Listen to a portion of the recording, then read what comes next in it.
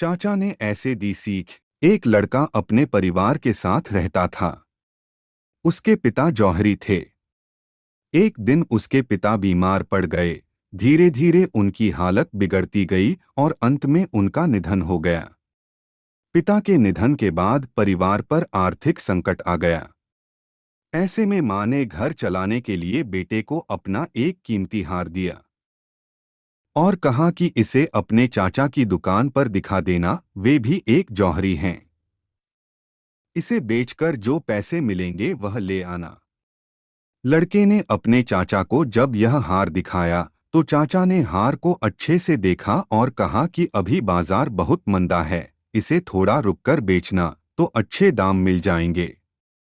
फिलहाल तो तुम मेरी दुकान पर नौकरी कर लो। वैसे भी मुझे एक भरोसेमंद लड़के की जरूरत है। लड़का अगले दिन से दुकान का काम सीखने लगा। वहां उसे हीरों व रत्नों की परख का काम सिखाया गया। अब उस लड़के के घर में आर्थिक समस्या नहीं रही।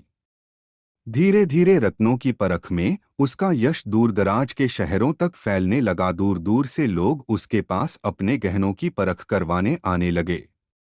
एक बार उसके चाचा ने उसे बुलाया और कहा कि जो हार तुम बेचना चाहते थे उसे अब ले आओ।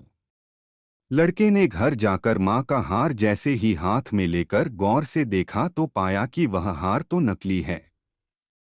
वह तुरंत दौड़कर चाचा के पास पहुंचा और उनसे पूछा कि आपने मुझे तभी सच क्यों नहीं बताया जब मैं इस हार को बेचने आया था।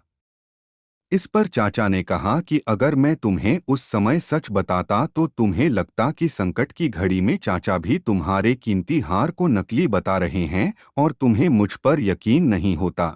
लेकिन आज जब तुम्हें खुद ही गहनों को परखने का ज्ञान हो गया है तो अब तुम खुद असली नकली की पहचान कर सकते हो।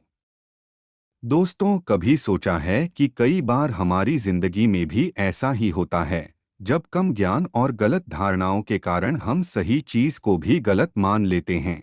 कई बातों पर भरोसा ही नहीं कर पाते कि वे सही भी हो सकती हैं। उम्र और समय के साथ जब हमें ज्ञान हो जाता है तब हमें एहसास होता है कि उस वक्त हम कितना गलत थे।